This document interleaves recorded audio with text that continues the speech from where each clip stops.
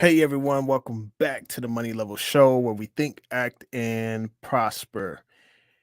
On this channel, we focus on changing financial trajectories and building legacies. But today, I got to share my thoughts on Thomas Sowell's recent interview with Fox News. Thomas Sowell is one of the greats, studied under Milton Friedman. It's very factual, was a professor for a long time, and he's very well knowledgeable on a lot of social issues. And he goes on Fox News, and he's 93 years old, and he speaks his mind. So we're gonna get into that today again. We did it. We did the first part of the interview yesterday, and so we're gonna do the second part here in a second. And it's good for my audience to engage with me because I don't talk a lot of politics. I don't talk a lot of social issues. I try to keep this channel more focused on finances, but it's good for my audience to know a little more about me, how I think, how I believe, and such. And so, so it's good for that to happen. So I'm going to go ahead and kick the intro, and then we are going to get into this. Yes. Think. Act. And prosper. You are now tuned into the Money Level Show. Alrighty. We are back. We already got some comments here. Pro G fan 234, as an Indian in the U.S., Sowell's disparities and discrimination really enlightened me. Okay. Thomas Sowell, I mean, he has a lot of information. I mean, we've been fed a lot of narratives throughout history. A lot of people, African American people, are waking up to these narratives that we've been fed throughout history and the hypocrisies and all of that. So we've been seeing a lot of African Americans lean more towards the conservative movement. I am more libertarian, but I do have some conservative and liberal views. And so it just kind of depends on what the topic is. And so, but Thomas Sowell definitely hits the nail on the head with a lot of his writings. And so we're going to get into this part of the interview with him where he talks about the left and why they always focus on race. This is an important topic for me because I was never really involved in politics. I really didn't care about politics for a long time. I felt presidents were selected, not elected. And that was just how I felt. I just had no connection to it. It wasn't until George Floyd that I would felt more pressure to get involved and to see what is this about, because there was so much division, there was so much tension, so much anger, violence, all those things. And so I had to kind of just like, okay, let me see what this is about. So that was when I started getting involved into politics. I still am kind of on the fringes, on the fences with it, because I do feel like there is a lot of pandering to race. I mean, oftentimes I connect with people and they feel like just because I'm Black, I should vote liberal or Democrat. And that's always the case, a lot of the majority of the time. And I'm like, no, I'm a free thinker. I think about policy. I think about, economics. I think about multiple things outside of race because my life can be impacted in a certain way if certain policies are passed or whatnot. And so we're going to get into Sowell's interview here. Would love to have y'all thoughts. So be sure to keep commenting if you're watching. If you catch any thoughts or anything like that, we'd love to chat with you all and acknowledge your comments. So let's go ahead and jump over to the interview. All right, here we go. All right, turn this up. Boom. Thomas Sowell. The book is Social Justice Fallacies. I want to encourage you to go to Amazon.com and grab a copy. Any major bookstore should have a copy. And it is very readable, and it is worth reading, particularly now during these times. Dr. Sowell, when we talk about equality, immediately race pops into mind. It's always about race. racial discrimination, about the founding of the nation, white dominant society, so forth and so on. And you make the case, and you've made this case throughout your life, but it's very poignant in your book, which is, wait a minute. Of course, this has some impact, but it's not the only thing that has an impact. But why? First of all, what other things have an impact? It's probably an infinite list of things. And secondly, why do they only focus on race on the left? I guess it's because that's proven to be a politically a popular thing to do. But in point of fact, one of the things that's mentioned in the book is. All right, really quick. He says that it's politically the popular thing to do. This reminds me of a writing by Malcolm X where he talked about the African American people, the black people, being a political football that's thrown from the right to the left, and all these things. And there's a lot of pandering for our votes. And so, but obviously, we've seen in recent years and over the course of a while where most of the pandering towards the black vote is the Democrats. And so that's what he's talking about there. And I just wanted to give that kind of perspective, add to that. So let's get back to it. Is a study that was done by the New York Times, of all people, some years ago, where they tried to show the 10 poorest counties in the United States. And they mentioned which ones they were and so on. It turns out that 6 of those 10 counties had a population that was from 90% to 100% white. Now, in the New York Times, they didn't mention the race of the people, but once they told me the counties, I looked it up.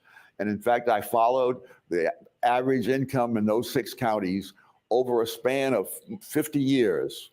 And in all those 50 years, all 6 of those counties had a median income lower than the median income of Black Americans.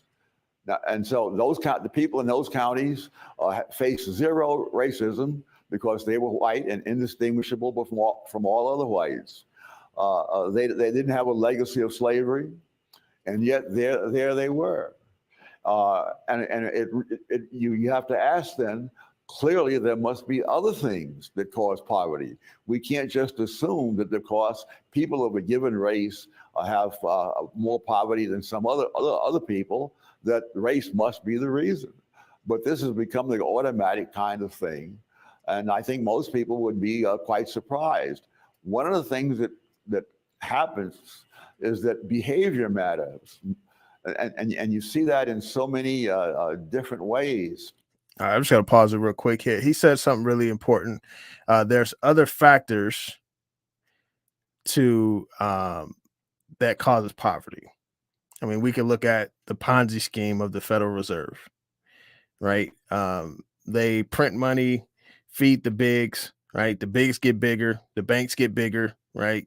And all of us little people are like screwed, right? I mean, that's like a reality, like the government spends money, creates inflation, and that inflation steals our purchasing power.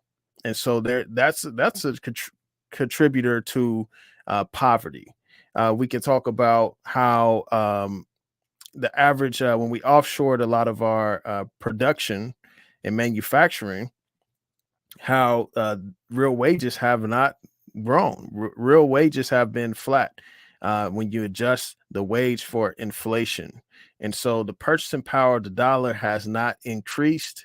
It has gotten worse. I mean, people can't afford homes now. People only have, on average about 65,000 in their retirement fund. That's not enough. I mean, the average people that say what they need to retire is 1.5 to $2 million. And so, there's a lot of different factors to poverty. I mean, you have local politics, right?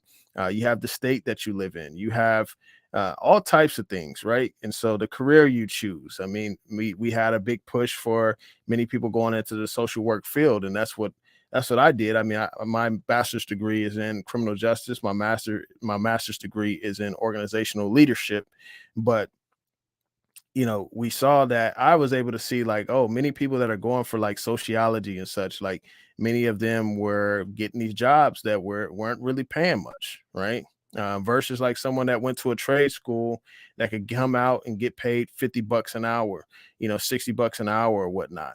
And so there's a lot of different contributions to contributors to poverty. And so that's what Thomas Sowell it's saying, like, you can't just pin it all on race. There's a lot of other things. For example, I think most people would be surprised to learn that despite the fact that blacks as a whole have a higher poverty rate than whites as a whole, black married couple families have for more than a quarter of a century, every single year, had a poverty rate under 10%. And in most of those years, the national poverty rate was not as low as 10%. So it's not a quite, and you say, well, this is due to institutional racism. So that's a good point here. Larry Elder mentioned this on the Breakfast Club too. Larry Elder mentioned that statistics showed if you avoided the criminal justice system, if you got married, if you stayed with your spouse, and if you worked a job, you didn't quit until you got another job, like you would escape poverty, right? And so as we see, like as more individualism is being pushed, right, and things of that nature, or the values of marriage and things like that aren't really acknowledged or honored as much, right? And so you can see like these different factors that contribute to people. I mean, because if you are married and you bring in two incomes and you both support each other in being able to build your incomes, build your education, get better jobs or whatnot, you likely aren't going to experience poverty as much. And so that's what he's saying. It's like the average black family that was married, the poverty rate was under 10%. So that is a pretty good point. I mean, we haven't even got to the welfare system or anything like that, right? Right. The incentive, being incentivized to not have a significant other, so that you can receive government benefits, right? And then that keeps you in the cycle as well. So he's saying some real stuff on here, yo. In that case, does that mean that the racists make an exception for blacks who are married? I mean, do racists either know or care whether blacks are married? None of these glib explanations stands up to the slightest empirical study.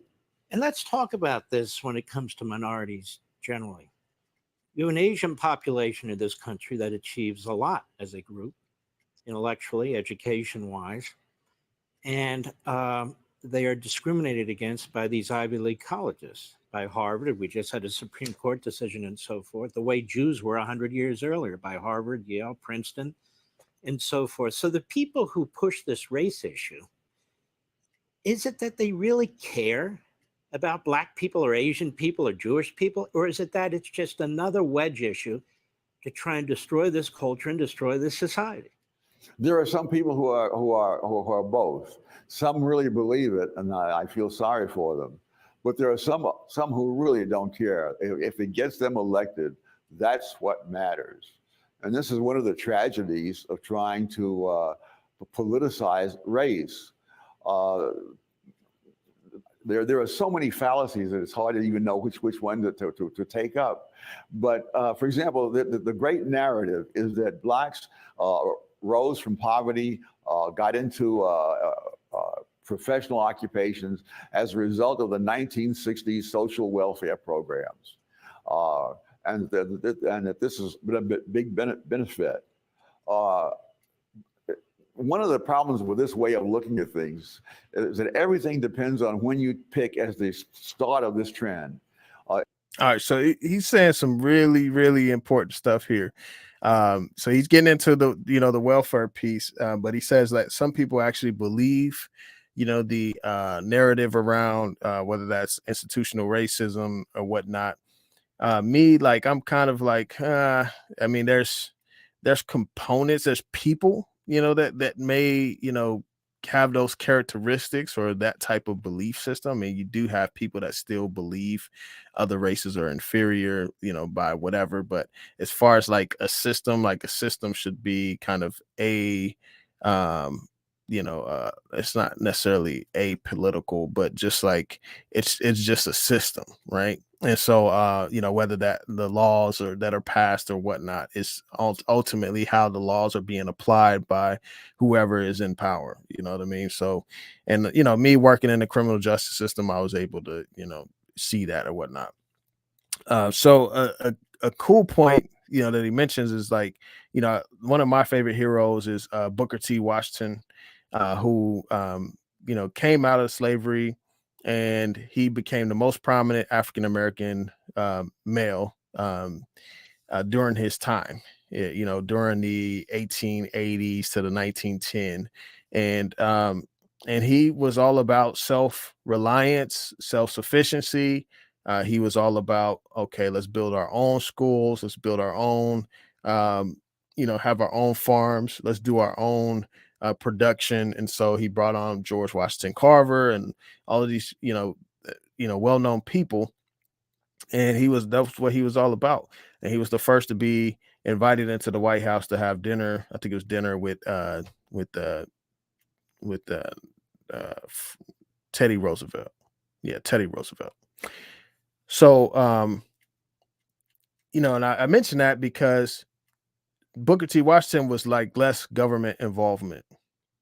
He felt like, okay, we shouldn't be getting involved into the politics and blah blah blah. Let's focus on the economics since we're coming out of slavery. Let's build ourselves up.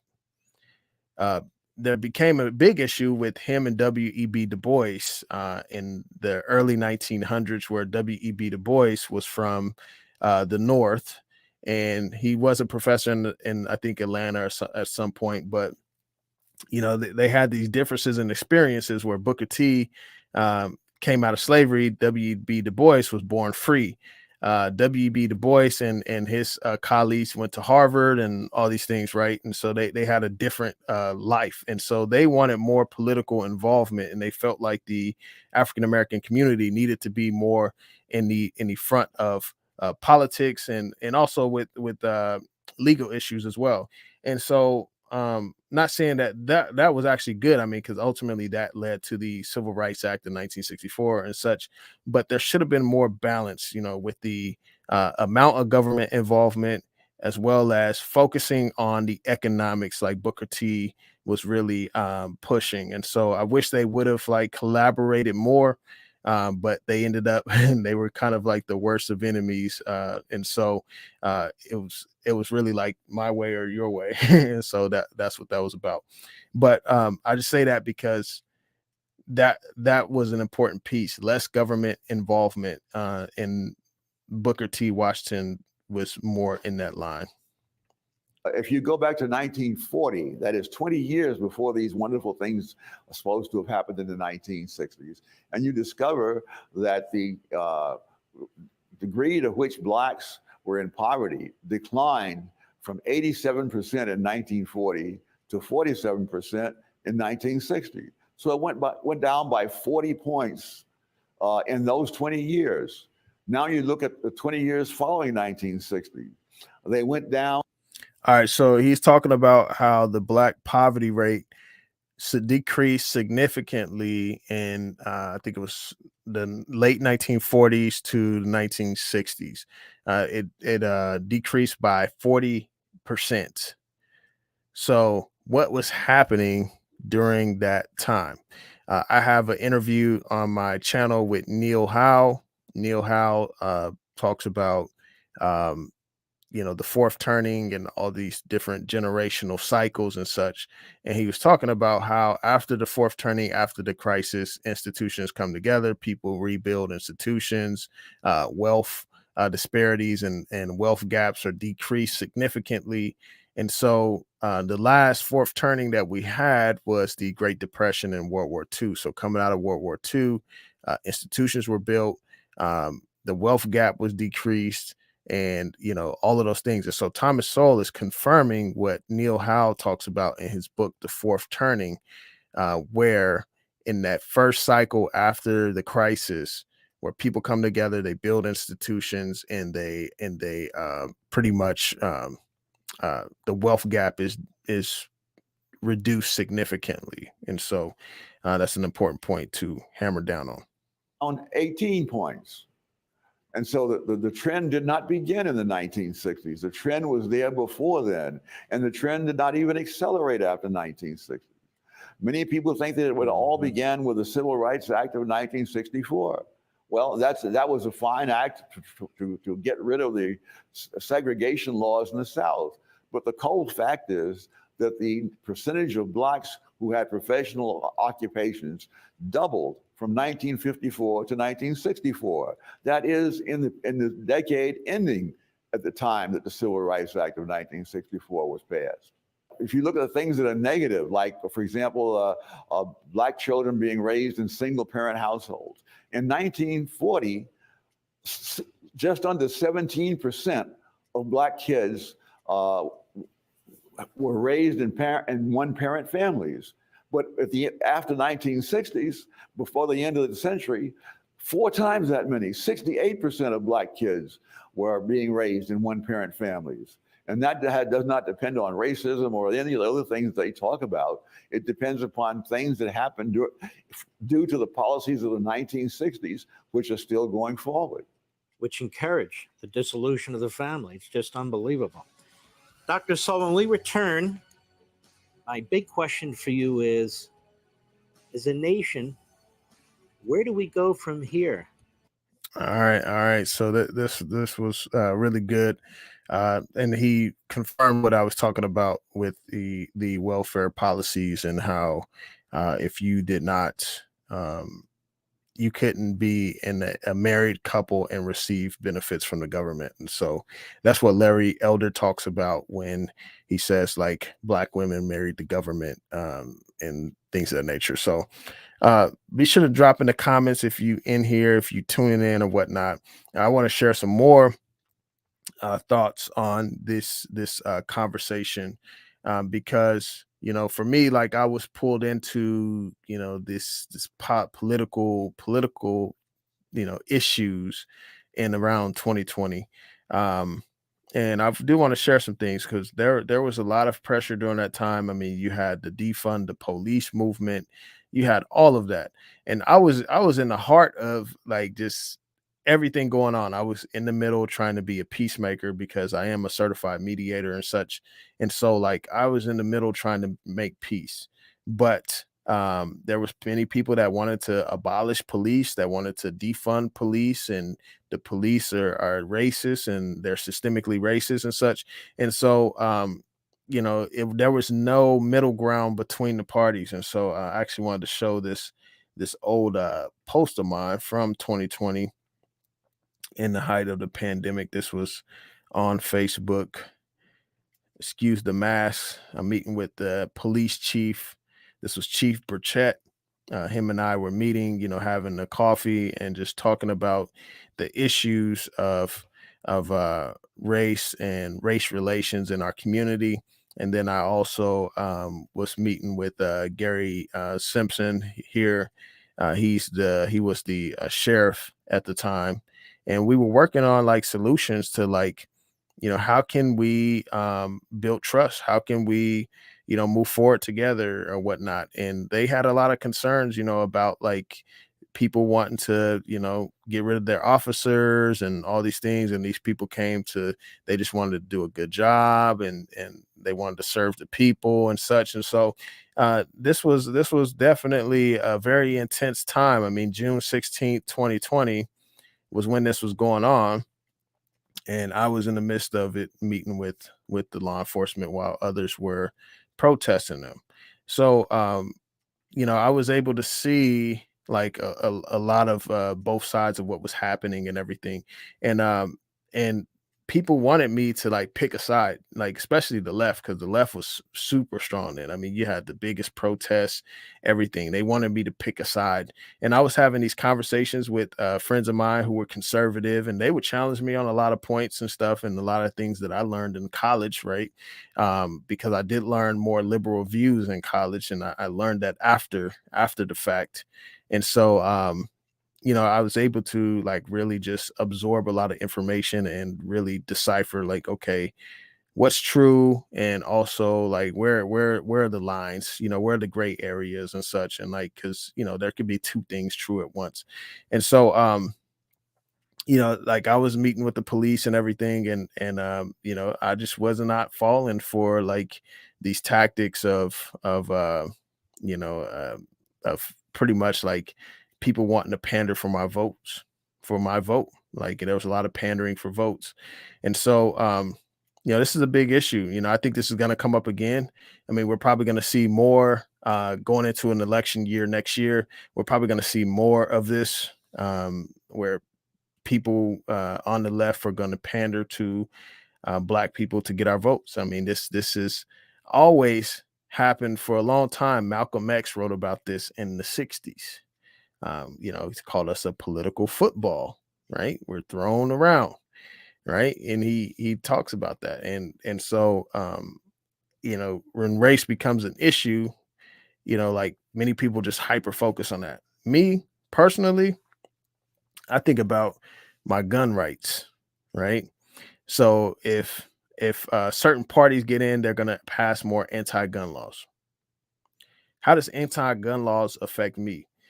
Well, first of all, it's my constitutional right, the Second Amendment, the right to bear arms. I love guns, like I have multiple of them. But also, it's like historically, this was what racism did. Like they prevented black people from owning guns, and this was during the Reconstruction of the South. During the Reconstruction of the South after slavery, when Jim Crow laws were implemented, you could be walking near a railroad or anything like that and get a criminal charge, and you can't own a gun.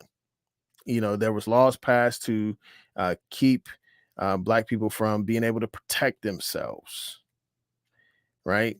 So to take my guns, that's a reinforcement for me of racism, right? So just based off that historical context. There was other conversations. I mean, even the conversation of abortion, like, you know, um, and I had friends of mine or colleagues, I would say colleagues, who were like, yeah, people shouldn't tell women what to do with their bodies and such. And I'm like, okay, well, it's not that, I believe that people should be able to do whatever they want. It's not my job to go and police, ethics or police people's decisions. Right. I don't think we should be trying to outlaw that. And that's like more of the libertarian side. However, there's a dark history with abortion. It was pushed to black families and communities, to keep us from reproducing because we were considered inferior. So there's a dark history there, you know, and they did not know that. So like I told them that, and they did not know that. So, like the whole left pandering to me as a black man or whatnot, I just don't fall for that. I don't fall for it. I have to look at other things, other policies, and how that impacts me. I mean, government spending, for example. I mean, the right spends a lot of money, right? But the left spends far more, far more. They spend it on different things, right? The left spends it on, Social Security. I mean, we have multiple cost of living adjustments coming up. They would give out stimulus checks today if they could. The right spends it mostly on military, and they'll spend it on some infrastructure stuff like, oil drilling and things of that nature. So, which is good, right? So the economic side of it, like I know that if we keep printing so much money and you're pretty much spending my tax dollars irresponsibly, government is getting bigger, right? More jobs are being created from the government, which that are more salaries, more pensions, more medical costs, all these things, right? You're overspending. You're 33 trillion in debt. We are 33 trillion in debt. We got Zelensky here. He's here asking for more aid. We have no say in that, right? You know what I mean? So it's like and ultimately it impacts us. It impacts the taxpayer because we have to pay for it. This stuff ain't free. This stuff ain't free. And the left, obviously they're spending a lot of money and the situation is going to get worse, right? So I don't just look at racial issues. I look at multiple policies, issues of that nature. I mean, one hypocrisy that I would see from the left was with Donald Trump. And I would have a lot of conversations with people about this. Oh, Donald Trump didn't do nothing for the black community. I'm like, huh? Okay, well, what about the Second Chance Act? What's that? Well, actually, Second Chance Act was where people who were wrongfully sentenced or unfairly sentenced to multiple years, right? They were able to go back and get resentenced, and the average year for black people was knocked off. The average amount of years, I think, was like 70 years or something. So if we benefited from that law, how can we say that we didn't that he did nothing for us? The School Choice Act. I mean, if you lived in a rough neighborhood, like how I grew up, and where the school quality isn't good, based off many different factors, right? And you were able to go choose to go to another district, right? So how is that not beneficial to African Americans? So, it was just like hypocrisies, right? Hypocrisy. I'm like, you can't say that the man did not do anything. I think at some point there was one statistic of black unemployment being super low at the point. But I'm like, okay, what about that? So like it's like you can't live in this bubble of like just where you just read one source and then you're like, okay, this is my he didn't do anything. And it's like, no, what are the facts? Let's stick to the facts, okay? And I'm not a huge Trump fan or anything like that, right? I'm just saying, just stick to the facts. Show me the actual facts of what occurred. Let's see. The Cap responded, I personally don't side with either party. There are three sides to a coin. Everyone forgets the thin side in the middle, which is where I balance on. Agreed. Like it's nothing's black and white. Like, there's Thomas Sowell famously says, there's no solutions, there are only trade-offs. So like we can't say like, oh, this policy is gonna work or not work. Right? We have to assess like, okay, this may be helpful, but there's trade-offs. What are the downsides to it? What are the downside risks? So yeah, balance is very important. I mean, being objective in how you view information. So for me, I worked in the courts. I was a juvenile probation officer for 4 years. I had to go to court. I had to watch lawyers duke it out. I was often on the prosecutor side, and we had defense attorneys come at times, and I would just watch them duke it out. They would duke it out in court, and everything. One issue that I had with that was like sometimes it felt like a game, like it was like a joke or something, or like, okay, I gotta one up you and stuff. And I'm like, yeah, we got somebody's life here that's being impacted. Like, we shouldn't just be this is not a game, right? But like I had to look at things objectively. When I had to do violations on when kids would violate probation, I had to lay out the facts. I had to look at things objectively. It couldn't be based off of like he said, she said, or it couldn't be based off of um, my feelings about a kid. It had to be based off the facts. So we need more objective thinkers, in the world. That's just how I look at it, because you know, and honestly, like I'm open to like different viewpoints. I'm pretty open minded. Well, not open minded. Like I have my viewpoints, but I'm willing to listen to people without disagreeing with them. You know what I'm saying? Like just because someone has a difference of opinion, like I don't feel the need to like, oh, I need to argue with you and try to get you to take my side. Like, no, I'm like, good luck. Good luck with that. That's just gonna be a stressful argument that I don't need. Warren Buffett said a really good quote recently. He said, um, time is the most valuable asset. So if I'm investing my time in something that's going to be unfruitful, then I need to, I have to assess that. Like, it's like, okay, time's my most valuable asset. I'd rather be spending with my family than trying to convince someone that's not going to be convinced, or we can have a conversation if they're open minded too, things of that nature. And so the cap said too many people get caught up in their feelings and not look at the bigger picture. Yes, agreed. Agreed.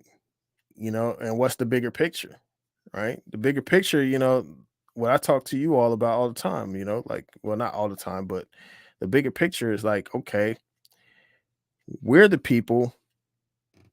We aren't in the circles of like the ultra wealthy. We're not in those circles, So when you think of that, it's like the bigger picture is like, hey, we should be helping each other out because not saying that the ultra wealthy, they do what they do, right? But, ultimately what I'm saying is like we don't get the same favoritism. Whenever policies are passed to bail out companies and such, I mean, when stimulus money was given, right? The PPP loans, you had some of the wealthiest people take PPP loans and say like, hey, I'm keeping this to prevent from laying off staff, and they would just pocket the money. And you had the big organizations get the money first. The people that were close to the Fed and the government were able to get paid first before we got our money. And so what does that mean? That means they're able to spend and drive up inflation. By the time the money gets to us, inflation's already higher. We look at the real wages. Real wages have been flat. Real wages are wages adjusted for inflation. I mean, all these things are impacting us. So the bigger picture is like we need to be more unified. You know what I mean? And like people get caught in their feelings like, oh, I'm going to attack you and I'm going to attack you just so I can feel better. It's like, okay, well, how does that benefit you? If we have an economic collapse, you're probably going to need this person on your side. You're probably going to need some resources from this person. You're probably going to need to be in a community with this person, right? Why are you going to make so many enemies whenever we're on the brink of, I mean, we have 33 trillion in debt and such, like you're going to need community, so that's my mindset on a lot of this. It's like, because I just think that I can disagree with people and still, be able to like, hey, I can disagree with people and still be able to um, live in harmony. Like I don't have to agree with you. I'm not going to police my thoughts on you or my beliefs on you. Don't do the same thing with me, right? It goes both ways. And I'm willing to help out. I'm willing to help people and step in when people need to be, when people need help. So, that's my take on it. So yeah, I appreciate you all joining me today for this long rant. I feel like this was good. I did not stream this to Facebook because I have been banned from Facebook a few times from stuff that they've taken out of context or whatnot. And so I did not want to do a political live on there. Yeah, so it's on YouTube. But yeah, I mean, leave your thoughts below. Appreciate you all for joining me today. I hope that you all are doing well or in good health and everything. Be sure to hit the subscribe button if you have not yet. I'm going to leave us with a ad commercial for Miles Franklin. If you do not own precious metals, be sure to hit up Miles Franklin so that you can get taken care of and so that you can protect yourself, have some money outside of the system, protect yourself against inflation, and have an asset that has maintained its value for thousands of years. Let's go ahead and kick it. Hey everyone, sorry for the break in action, but I have to let you know that I am now an affiliate with Miles Franklin. Miles Franklin has been a bullion dealer for over 30 years, and they provide some of the highest quality service to their clients as well as fair pricing on bullion products. So purchasing bullion through Miles Franklin not only stores wealth for yourself, but you're also supporting this channel to continue to provide free educational material for retail investors and those who may not be aware of many financial concepts that I discuss on this channel. So you can get started by sending an email to info@milesfranklin.com or calling 952-929-7006. Be sure to let them know that Daryl Thomas or the Money Level Show sent you, and I will receive credit for your service. I thank you all for considering this. Now let's get back to the interview. All right, we're getting back to the interview. Yeah, I'm gonna go ahead and head out. Appreciate you all for tuning in today. Pro G fan. I don't know if I'm saying your name, Prog fan. Let me know how to say it right next time. Just let me know how to say it right next time. But appreciate you for joining me today, and y'all have a blessed night. And life is short, so enjoy it. All right, y'all. Peace.